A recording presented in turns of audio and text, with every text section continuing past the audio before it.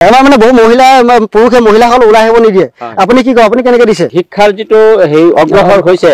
মানুহ শিক্ষিত হোৱাৰ পিছত যিকোনো কামতে আগবাগ ল'ব পাৰে ট্ৰেডিশনেল ওয়ে গতিকে এই ট্ৰেডিশনেলটো আজিকালি মানুহে উঠাই দিছে আমিও আগবাঢ়িছো আমাৰ লগত আমাৰ মহিলা সমাজ যদি আগবাঢ়ি আহে তেতিয়াহ'লে আমাৰ দেহত কৃষি সমস্যাটো সমাধান হ'ব আমি স্বাৱলম্বী হ'ব দৰ্শকসকল আজি আমি পুনৰবাৰ উপস্থিত আছো নগাঁও জিলা কাছৰী অঞ্চলত ইয়াতে এগৰাকী মহিলাই তেওঁ বড়ো ধানৰ খেতি কৰিছে এটা উন্নত প্ৰজাতিৰ বড়ো ধানৰ খেতি কৰিছে সাধাৰণতে আমাৰ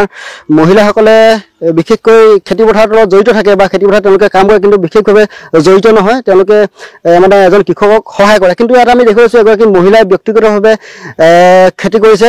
নিজে লিক লৈ খেতি কৰিছে এটা কথা হ'ল কি তেওঁ এতিয়া অনুপস্থিত তেওঁ বিশেষ কামত এতিয়া ঈদৰ সময় চলি আছে গতিকে তেওঁ বিশেষ উৎসৱ পালনৰ কামত ব্যস্ত হৈছে ঘৰৰ পৰা বাহিৰত আৰু তেওঁ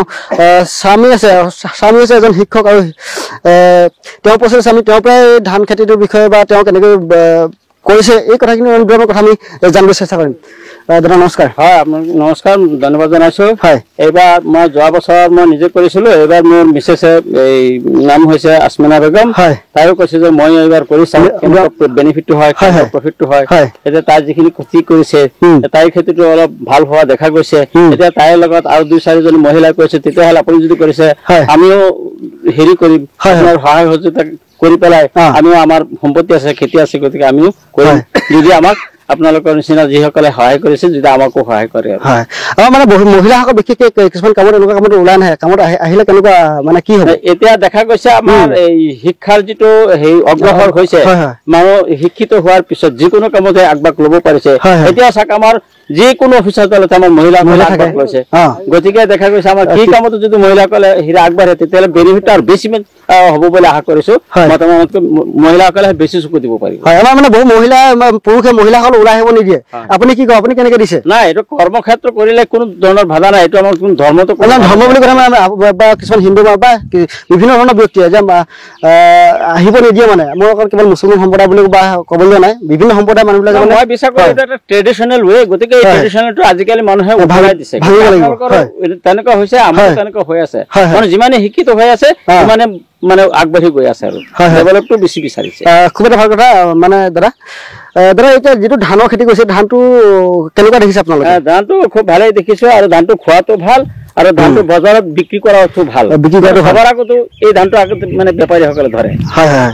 মানে দুটা উপকৃত হৈছে এটা হৈছে খোৱাত ভাল অন্যান্য ভোজনবিলাক খোৱাত সিমান এটা টেষ্ট নহয় গতিকে এই ধানটো আমি খোৱাটো অলপ ভাল পাইছোঁ আৰু বজাৰত নিয়াৰ লগে লগে আমাৰ ধানটো বেছি চাহিদা হয় হয় নেকি হয় দাদা এইটো কোনটো সময়ত কৰিবলৈ ধানটো খেতি এইটো আমাৰ এই হেৰি খেতিটো কৰিছিলোঁ এই মাৰ্চ মাহৰ 1 তাৰিখৰ পৰা মাৰ্চ মাহৰ 1 তাৰিখৰ পৰা মাৰ্চ মাহৰ 1 তাৰিখৰ পৰা